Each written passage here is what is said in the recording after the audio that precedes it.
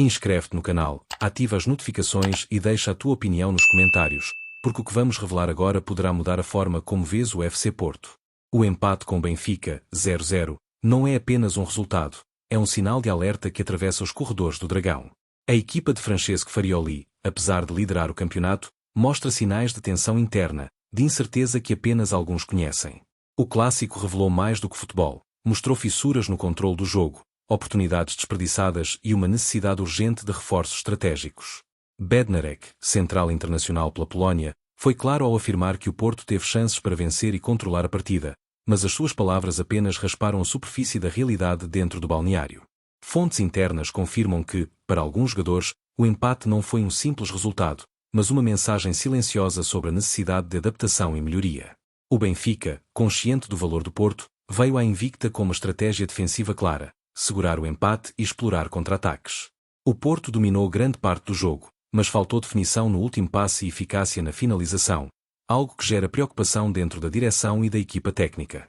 A análise detalhada feita nos bastidores indica que, embora o controle do jogo tenha sido evidente, faltou agressividade e audácia em momentos decisivos, criando uma percepção de vulnerabilidade que deve ser corrigida rapidamente.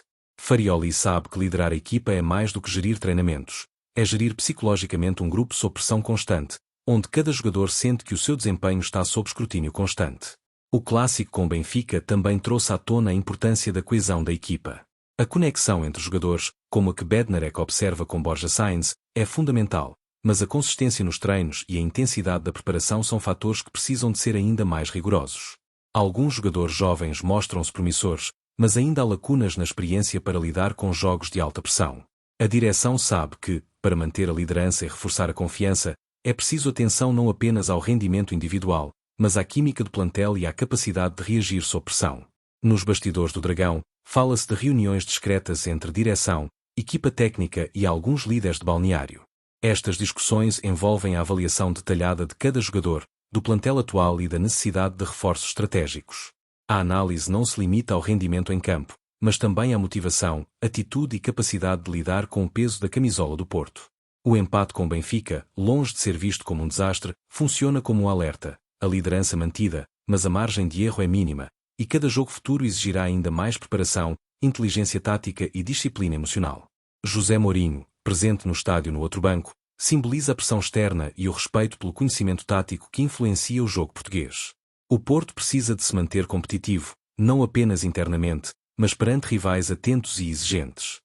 Fontes internas relatam que a direção está a analisar detalhadamente o que funcionou e o que falhou neste clássico, preparando ajustes que possam corrigir vulnerabilidades e reforçar os pontos fortes.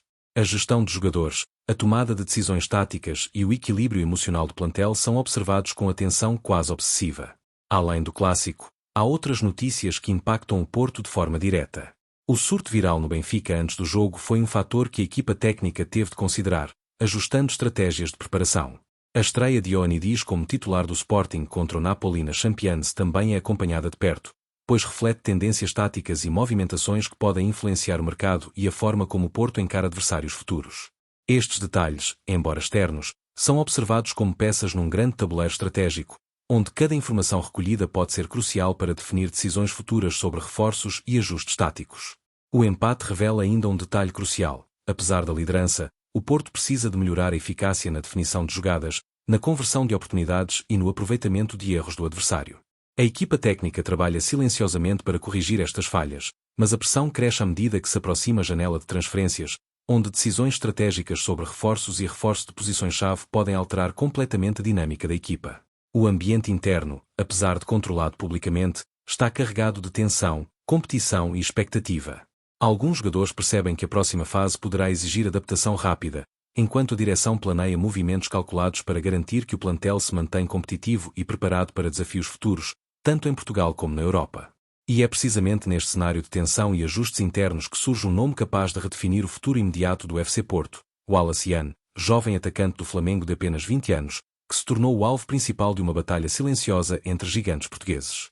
Inscreve-te no canal, ativa as notificações e deixa a tua opinião nos comentários, porque o que vamos revelar agora é exclusivo e poderá alterar completamente o rumo da equipa no presente e no futuro.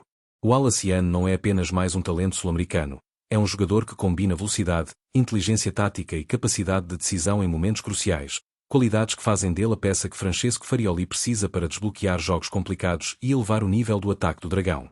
O interesse do Porto em Wallace Yan não surgiu por acaso. Fontes internas confirmam que a direção do clube observa o jogador há meses, acompanhando cada jogada, cada treino e cada evolução nos jogos do Flamengo. Esta análise detalhada vai muito além de estatísticas, envolve observação direta, contactos com o staff do clube brasileiro e relatórios sobre comportamento, adaptabilidade e mentalidade competitiva. O Porto percebeu rapidamente que, com 20 anos, Wallace Yan possui maturidade suficiente para enfrentar a pressão de um grande clube europeu, mas também ainda mantém margem de crescimento que o torna um investimento estratégico de longo prazo. A concorrência é feroz. O Benfica acompanha de perto cada passo do jogador e está determinado a não permitir que o Porto se antecipe. Para complicar ainda mais, clubes da Premier League, como o Crystal Palace, e clubes da Bundesliga também demonstram interesse, transformando a contratação numa corrida internacional onde cada decisão é crucial. Fontes confidenciais indicam que esta é uma das negociações mais complexas do futebol português nos últimos anos, exigindo do Porto rapidez, discrição e inteligência estratégica para garantir a vantagem sobre rivais diretos e estrangeiros. O Flamengo, por seu lado, mantém uma posição confortável. O contrato do Wallace Yan vai até 2027, com cláusulas de rescisão elevadas, o que significa que qualquer abordagem terá de ser cuidadosamente estruturada para respeitar interesses financeiros e desportivos. A direção do Porto está ciente de que uma negociação mal conduzida poderia não só perder o jogador, mas também prejudicar relações futuras com o mercado sul-americano. Por isso, os bastidores fervilham com planos de aproximação, contactos discretos e estratégias que visam assegurar a contratação de forma segura e vantajosa, garantindo que o Wallace Yan chegue ao Dragão com todas as condições para triunfar. A importância do Wallace Yan para a equipa vai além do campo. Dentro do balneário, a sua chegada é vista como um catalisador capaz de elevar a moral do grupo, criar competição saudável e introduzir novas dinâmicas de jogo. O treinador Farioli, segundo fontes internas, já estudou a integração do jovem atacante e acredita que ele pode assumir responsabilidades de forma imediata, especialmente em jogos contra adversários fechados, onde a capacidade de decidir rapidamente é fundamental. A equipa vê em Wallace Yan não apenas talento, mas também uma nova esperança para transformar oportunidades desperdiçadas em golos decisivos. O Porto também tem consciência de que a corrida por Wallace Yan terá repercussões estratégicas diretas sobre o rival Benfica. Caso consiga garantir a contratação, não só fortalece o seu ataque como também impede que o adversário direto tenha acesso a uma promessa de elevado potencial, reforçando a vantagem competitiva na luta pelo título. Fontes internas confirmam reuniões discretas entre direção e equipa técnica, onde são definidos planos detalhados de abordagem, timings para negociação e estratégias para a integração imediata do jogador caso a operação seja bem-sucedida. Além disso, a imprensa internacional e os clubes europeus atentos adicionam uma pressão extra. Cada contacto, cada declaração ou movimento estratégico deve ser cuidadosamente calculado para evitar que o Wallace Yan seja seduzido por propostas mais vantajosas do exterior. A sensação dentro do Dragão é que esta é uma oportunidade única e que a rapidez de decisão poderá definir o sucesso ou fracasso da operação. A atenção ao detalhe, a análise minuciosa de cada possibilidade e o sigilo absoluto são elementos fundamentais nesta fase, que promete ser decisiva para o futuro do Porto. Em suma, Wallace Yan representa mais do que um reforço. É uma oportunidade de transformação da equipa, um sinal de ambição e estratégia a longo prazo.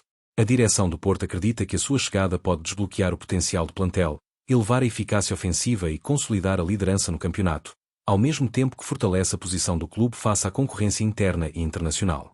Este é um momento crítico, onde cada movimento nos bastidores poderá alterar a história do FC Porto e definir o equilíbrio da equipa nas próximas temporadas.